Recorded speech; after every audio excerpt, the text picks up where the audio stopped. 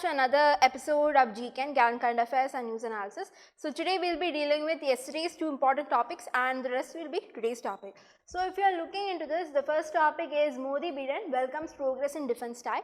This is yesterday's news. That is important, like defense deals that has been taking place between India and US. Then we have changed the playbook, repatriate Indian children.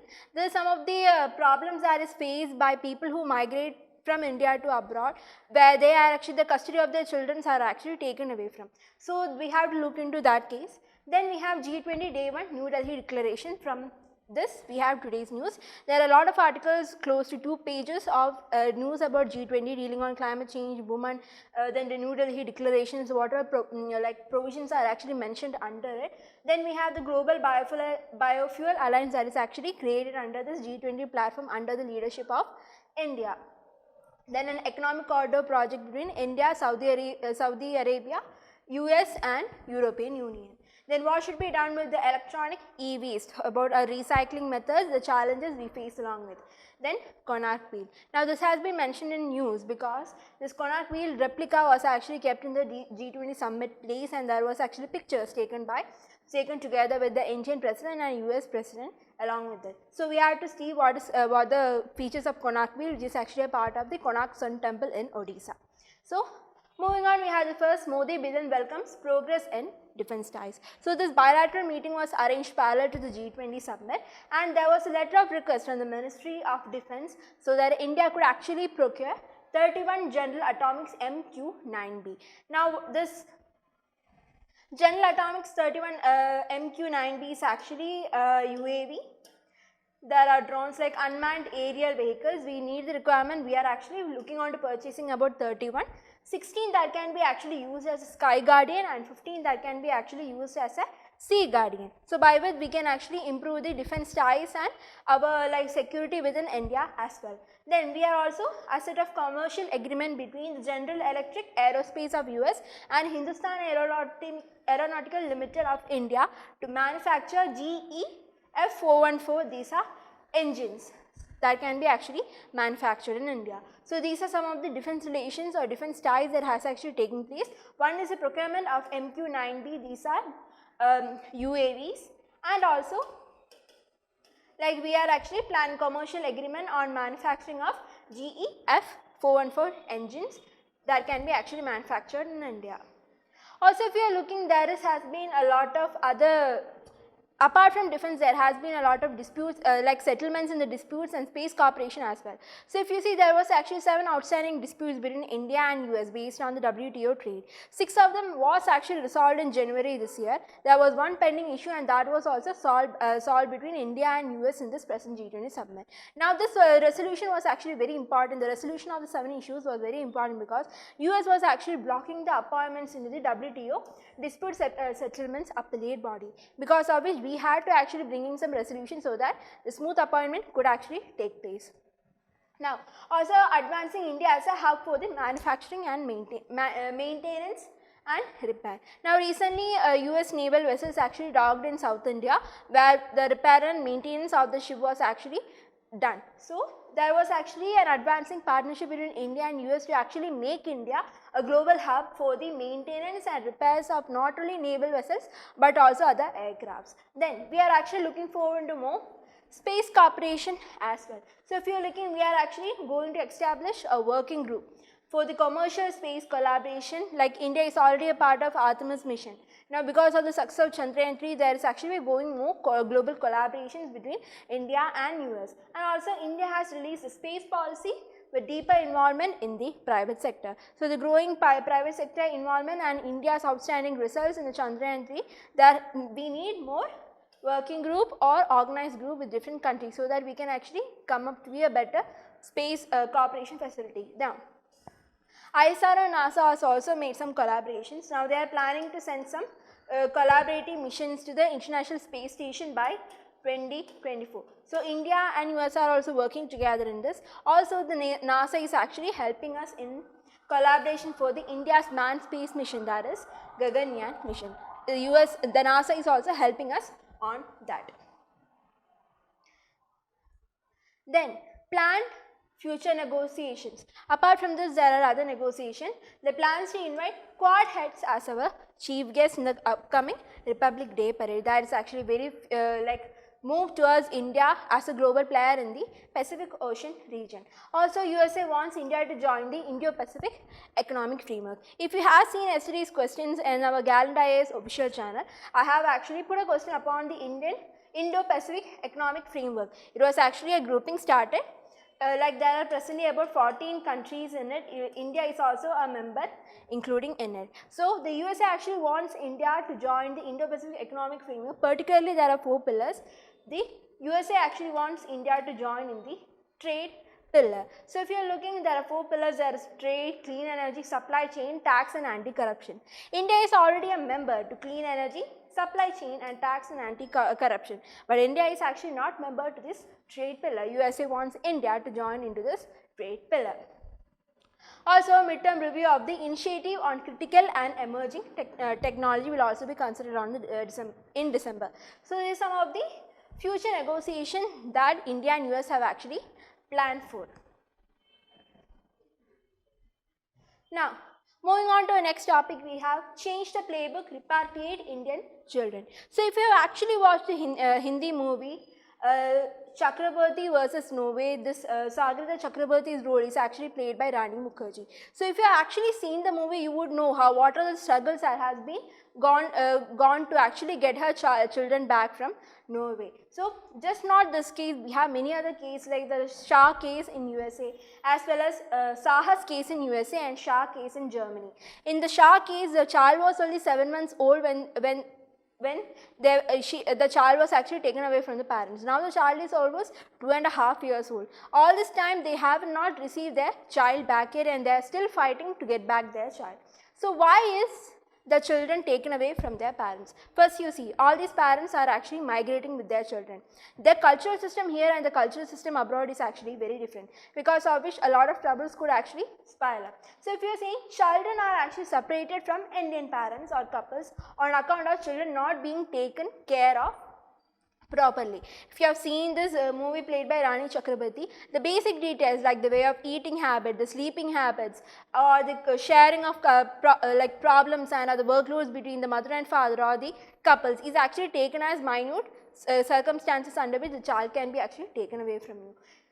Then, parents are actually accused of abusing the children either by the schools or by the hospitals. If they find anything amiss with the children in the households run by the couples in a foreign country, the culture might be different, where we are actually trying to impart Indian culture in our children even though we are actually in a foreign place. So, there may be cultural clashes that is happening within the child, where in the home area they are actually following one culture and when they go to school they are following another culture. Now, this is actually a mental kind of pressure that the child will actually go through, and the school may portray it as abuse by the parents. Also, if you are taking to hospital based of any illness or something, they also portray some kind of accusation upon the parents that the parents are actually abusing their children. So, it's more like a one-sided trial. If you are actually migrating to Germany, the thing is that you need to learn German if you actually want a pretty good lawyer. So, the problem here is that the parents are pretty much new, and because of which they don't know the language of the place other than the English. So, because of which they don't actually get any other lawyer, and because of which there will be only one trial stand. The opposition party will be saying something, and because of which the parents are not able to actually defend themselves and the children are actually taken away from them. Thus, the parental custody is actually terminated. So, what kind of impacts this actually portrays upon the children? So, if you are looking, the children are actually placed in the local foster care, because of which there is actually a difference in the ethnicity and the culture that they were actually following in the home. Second, they could be actually entitled to any kind of sexual exploitation and abuse in the local foster care as well. If you are looking, the parental contact is also either completely blocked or barred or actually limited to few hours or like once in 2 weeks. The parental contact is also limited. Now, there is double alienation upon the child. First, they are alienated from the parents, they are alienated from the culture, and now they are actually put into an entire new situation. Now, that much trauma the child actually faces through when the child is actually taken away from a parental custody. In ordinary circumstances, when the particular child is removed, they could be actually placed in the custodian of the extended family members. But if the parents are moving, like the couples are moving actually from India to abroad, they don't have any other relatives there, because of which this custody of guardianship cannot be actually extended. So the child is actually put in too much of trauma when it is actually shifted from different fosters or actually taken away from the parents. Now the trauma that actually the child goes through is actually not properly addressed by these countries. So what are the solutions that we actually need? We need to first give out a policy. If there is actually the child is actually taken away from the parents, the governments of that country should actually take measures so that the children can be actually sent back to India. If they are coming back to India, there will be other relatives who can actually act as the guardians for the children. So the government should actually take measures like that. Now the foreign nations should also they have a strict code of conduct how a child should be raised. So there is a lot of migration happening right now, like intermixing, there is a globalization and such, because of which a lot of intermixing and migration is taking place. So these particular countries should actually bring down their laws and such on how which the child is actually raised. The foreign nations should shed their sanctimonious view and engage in a scientific inquiry into the parents' claims of cultural prejudice. As I have told you earlier, it was mostly one-sided trial. Now that should be kind of eliminated. This parents should be also given advocate stand, so they can actually express their concerns on how they were actually raising their child, and they could actually counter the opposition as well. Also, the reduction in unfair trial should actually take place. The separation of child from their families just based on a few technicalities will be considered as a child rights abuse. In the Norway case, when we are seeing the child was actually taken away from the family because of basic food habits and sleeping habits or such. So because of which just taking the child away based on few technicalities is actually equal to child abuse and putting that children through so much of trauma also. Now, there is actually a report based on the Norwegian National Human Rights Institute. About 39 cases was actually reported. A judgment for only 9 cases came. Out of this 9 cases, 7 cases were taken out, and all they were actually saying that the family life for the children was actually neglected in this 7 cases. That is actually even to child rights abuse as well. The Indian Ministry of the External Affairs needs to establish a policy in this regard as well, because this is not one case or 2 cases, many cases are popping up because of the increased migration from India to abroad. Now because of which the Indian Ministry, External Ministry has to take proper stance to actually address these kinds of issues, so that we can actually provide help to these parents whose children are actually taken away from them based on just few technical issues or such. Moving on, we have a very important article, the day 1 review of what all has taken place in the G20 summit. So in the day 1, we can see the New Delhi declaration being popping out. So because of it, there was actually fear because all the G20 members won't actually reach into a consensus to reach a declaration. Like what happened in Bali last year was that because they took a resolution like aggressive, they used some harsh languages so they can actually threaten Russia, because of which Russia and China both opposed that Bali declaration. Now in New Delhi, India actually took a minimal stand, a neutral stance, where they want to establish that Ukraine has peace. So that kind of stand was actually taken and no harsh language was actually used, because of which all the countries, all the G20 countries came into consensus and actually adopted the New Delhi declaration. What happened in Bali actually did not happen in New Delhi. So the Troika, Indonesia, India and Brazil, the 3 past, present and future members are called the Troika. The Troika and the 2025 host of G20, that is South Africa, as well as the G7 leader, present G7 leader is Japan, and the European Union president all came together to help in arriving at the consensus. Why was no criticism made? Now because recently we have the BRICS summit that was happening in Johannesburg. Now BRICS has actually grown into a pretty much regional grouping, which is actually taking, and also there was an increase in the membership. Now that is actually acting as a voice for the collective global south. If the G20 can't actually reach a resolution, they would actually overshadowed by a much regional grouping like the BRICS, because of which in order to prove that they are more efficient, this declaration was much more this declaration was actually needed from their part as well. Now, so certain if you have seen the newspaper, there are articles based on climate change, on women, on finance track, on global cooperation, global biofuel alliance, so such we will be seeing it all. So if you are looking the article based on the climate, the provisions in the Delhi declaration based on climate change. Increase the emphasis for the funding of the countries. Now, presently in 2010, it was said that $100 billion should be collected within 2020, so that they can be actually utilized by 2025 to help the developing countries, actually help them in combating the climate change. But now with all the inflations and the war going on, this $100 billion is actually not enough. We need about $100 trillion now to actually, more than not billion but $1 trillion now to actually face the climate change, because of which a new resolution should be adopted so that the financing would also actually increase. Also, we need to recognize the need to reduce the global greenhouse gas emissions by 43% by 2030 itself. There is 100 gigatons of carbon emission, we have to reduce it by 57 gigatons of carbon emission by 2030. We should also encourage tripling up of renewable energy capacity by 2030. Like we have the energy capacity now, renewable energy capacity now, but this has to be kind of tripled by 2030. And we also have to double the rate of energy efficiency by 2030. We need to create more energy efficient buildings, more patterns, more solar panels and such, by which we could actually create more efficient or energy efficient buildings and such. So that has to be created by 2030, and adoption of global biofuel alliance, this I will actually tell in the last slide.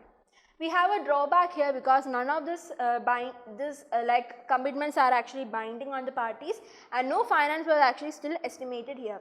For the finance or renewable adaptation, no certain bindings are actually put in place for this.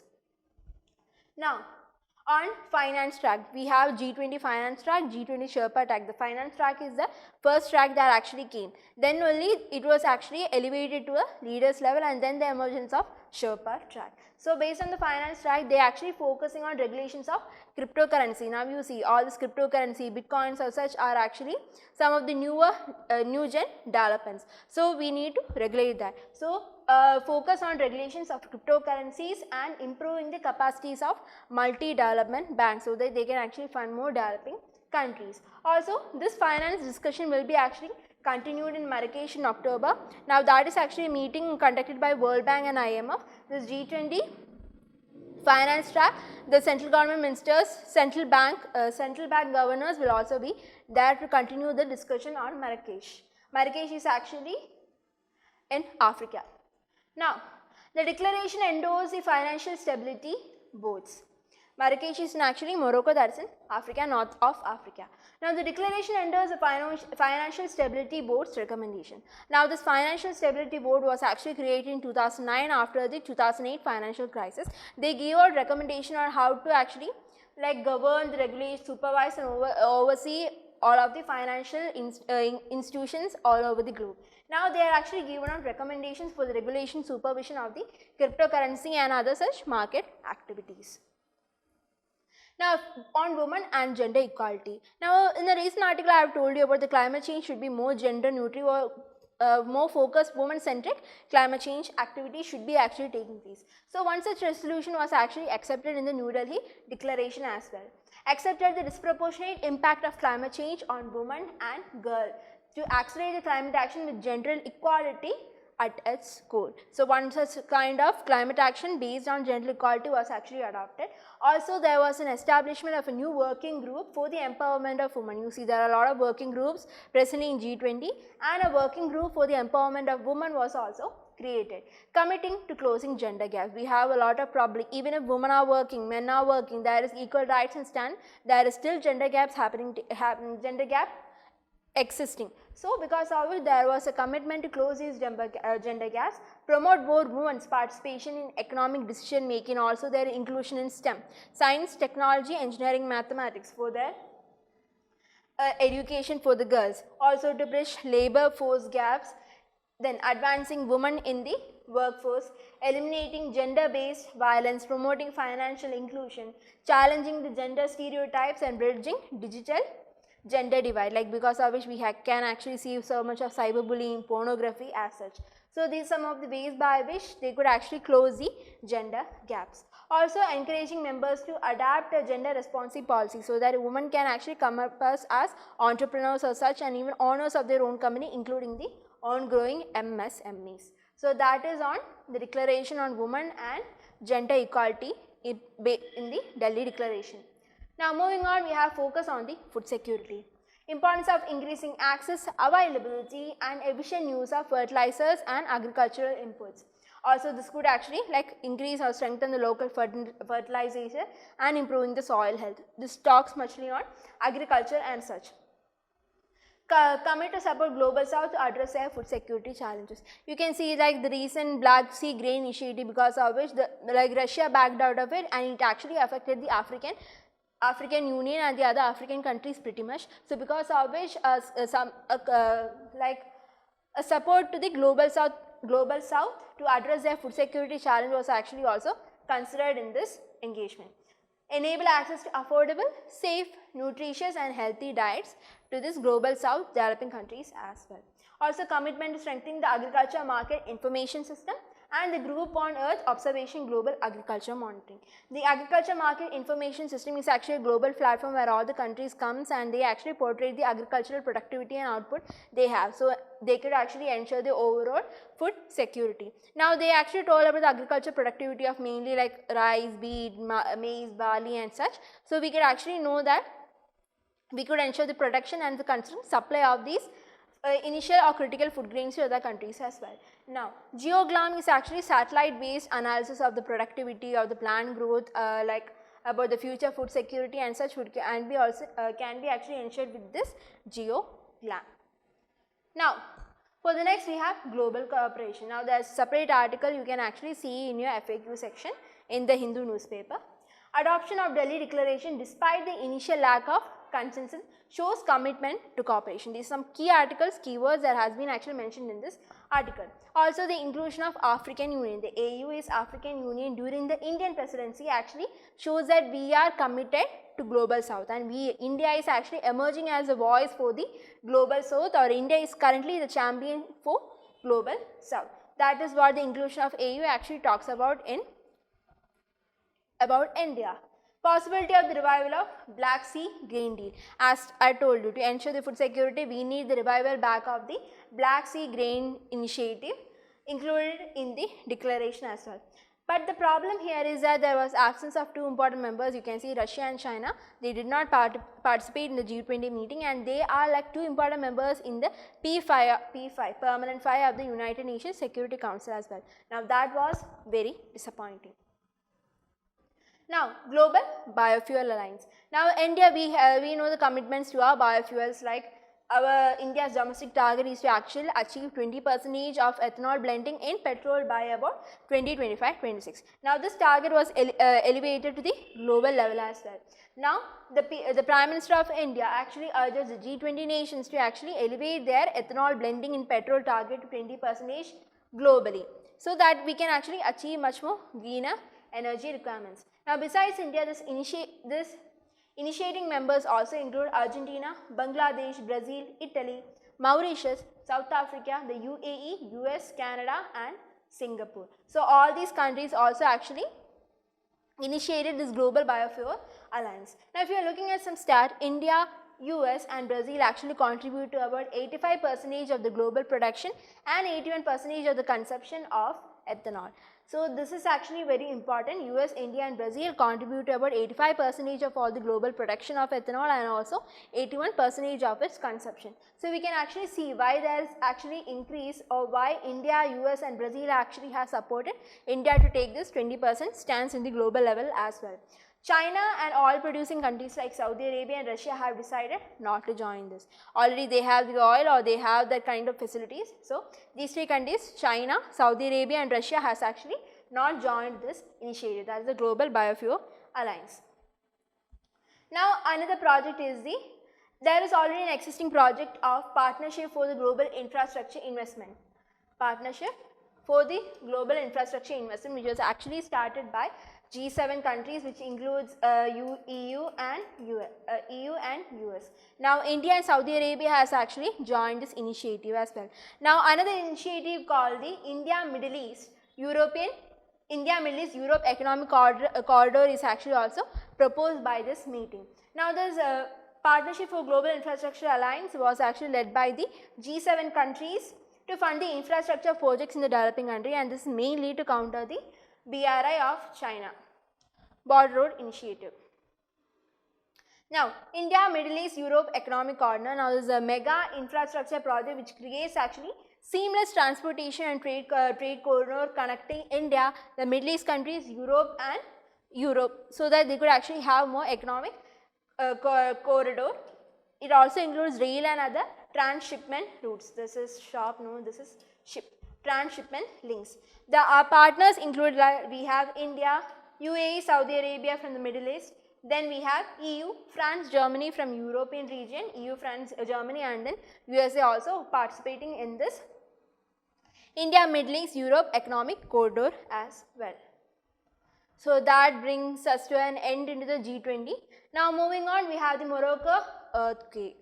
So this was a devastating news. Almost 2,000 people have actually died and more people, like, still counting more deaths. So let us look into this Moroccan earthquake. About 6.8 magnitude earthquake was actually recorded in Morocco. Now this was actually followed by a 4.9 aftershock magnitude earthquake. Now this actually was very devastating because Morocco is actually not known for a large earthquakes and such, because of which the people, the government, the buildings are very unprepared for this kind of disaster to happen. Now this actually damaged a lot of historic buildings, including parts of the famous Red Walls that surrounds the old city of Marrakesh, which is actually a UNESCO World Heritage Site. So that the famous Red Walls surrounding the portion of old Marrakesh was actually destroyed in this earthquake. Now the epicenter is actually in a town, Idgil, which is actually 70 kilometers south. If this is Marrakesh, it is actually 70 kilometers south of this town of Idgil. That is where the earthquake has actually taken place.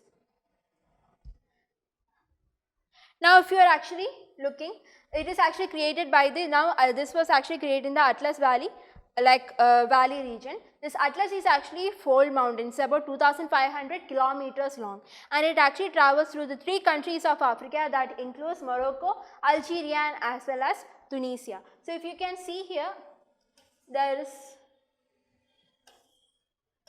Africa. You can see this actually goes from Morocco, Algeria, and Tunisia. This is the 3 areas where which the Atlas mountain actually passed. The reason for the quakes, as I have told you, there was actually convergence of African and Eurasian plate. Usually the epicenter for these kinds of actually lies in countries like Italy, Greece and Turkey. But these Marrakesh region, or this region in Morocco, is actually not known for any kind of quakes.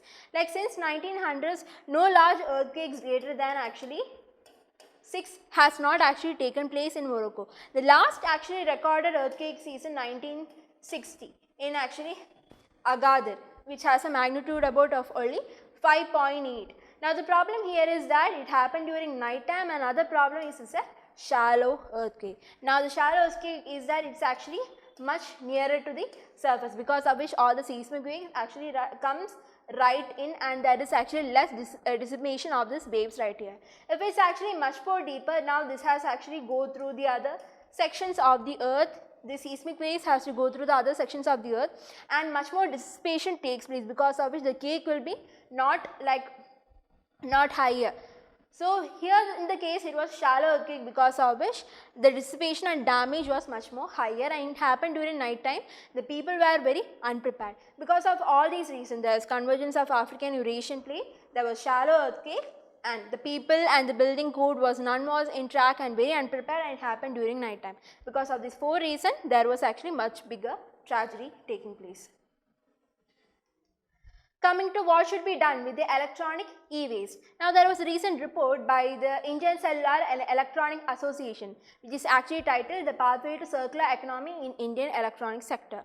Now such a report was actually given out by the Indian Cellular and Electronics Association. Now in the report they have actually mentioned that if you are actually reusing and recycling all this e-waste, India has actually a potential of about additional 7 billion market if you are actually reusing and recycling these e-waste, and we can actually enhance our economic potential. So if you are saying India, why do we actually need a kind of e-waste management? India is actually a software hub. If you see in a urban household, every family member has a mobile phone, and each household has at least 1 or 2 laptops. So because of which we can actually say that India is a software hub. So we actually use a load more of this electronic goods. Now we get much cheaper phones. We get cheaper phones and we get cheaper data plans. Even if the phone breaks, the first thing which we go and do is replace the phone, not repair the phones. So there is actually cheaper phones, cheaper data and excess usage, because of which there is a piling up of lot of e-waste. Now the e-waste collection is actually managed by informal sectors. Now there is no particular regulation, no documentation. We don't know even if they are actually selling all these electronic goods in the black market as such. There is no such regulations that are actually imposed upon this informal sector. Roughly 90% of the collection and 70% of the recycling are actually managed by the informal sectors alone. There is no regulation, by which we need actually more regulation. The first such e-waste management rules was actually brought out in 2016. Then it was later amended in 2018, and now in 2022 a much more e-waste management rule notification was actually brought out. So if you are seeing, there was actually initially only 21 about electronic items was mentioned. The number of electronic items was actually made to 106. Also, compulsory registration under the extended producer responsibility. You can see here the producer actually produces he is also responsible for the collection and also reuse or recycling of this materials as well. Now they can actually store this e-waste for a period less than 180 days only. The manufacturers make the end product recyclable. They reuse the hazardous reduce the use of hazardous subjects like mercury, lead, cadmium among others from manufacturing. Also the workers who are in the recycling should also be given proper healthcare checkups and such. That is also mentioned in this e-waste management rules. The Central Pollution Control Board shall actually monitor and verify the compliance and reduces of the hazardous material. Now it also talks about why we need a circular economy. The need is that the demand is growing, but the raw materials are very scarce, because of which we are not actually produce much, and we are a lot of emissions is actually going on. Now if you are looking into Chinese model, China ensures that 5% of the secondary raw materials went into manufacturing of the new products. Now the raw materials is the secondary raw materials. When you have a final product, when you give out, that is actually a secondary raw material. Now with this, they have actually 5% of the secondary raw materials actually went into producing of new products, and they aim to increase this 5% to about 35% in the future. Now that is a Chinese model which we could actually learn from. If you are looking how we can actually recycling can be done. So the establishing a reverse supply chain. Usually we have the raw material, then we create the final good. What we here do is we have the final product, we are recycling it and we are creating a secondary raw material. So that is establishing a reverse supply chain. Having an auditable database of extracted. The problem here is when you are getting the final goods and then recycled, there can be data breach or data security concerns. So that should be also addressed in the first case. In the second case, auditable database of extracted secondary raw material. Now the secondary raw material, some secondary raw materials could actually go into illegal marketing or such. So if we have a proper system of accounting of the secondary raw material, no such illegal marketing would actually take place.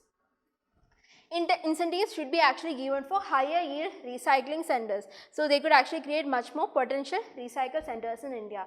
Adopting a public-private partnership model by which a 25% of the capital expenditure of such high yield recycling centers would be actually managed by the private sectors. Also we need to increase the durability of the goods we use. Now the mobiles we use could be used for mostly 2 to 3 years. We should actually increase the durability of such good to 5 to 6 years. So we should actually increase the lifetime, as well as we have to encourage right to repair as well. So most of the mobile, if it breaks, is actually good that we actually buy a new phone. We can't even remove the battery and repair such mobile phones right now. So all the the company should actually give the consumer the right to repair, so that if a damage happens to their mobile, they have the right to repair and not the right to replace it. But we still have some challenges. We have a large informal sector, because of which all the registration, this would actually take some time. So if all this have to actually come under this particular board. Also estimated 200 million devices are actually lying at the consumer's home. We don't replace it or give away our used electronic goods for recycling, because we have a potential handling we have a potential breach for the security, because of which we are not giving out any. Also building recycling plants on a large scale also require more than the initial capital. So that is some of the challenges we are actually facing under this as well. Moving on to our last topic, we have the Konark Wheel. The Konark Wheel is actually a part of our Konark temple, which is actually located in the Odisha.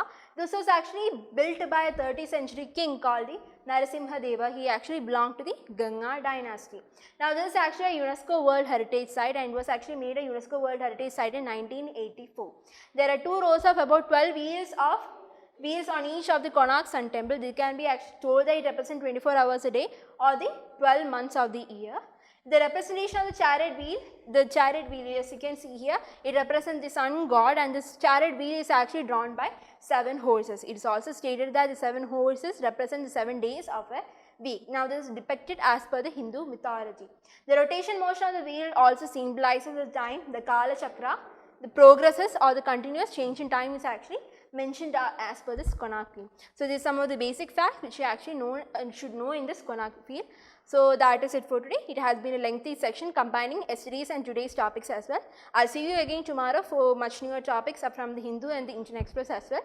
Thank you. Have a nice day. We'll see you again tomorrow. Thank you.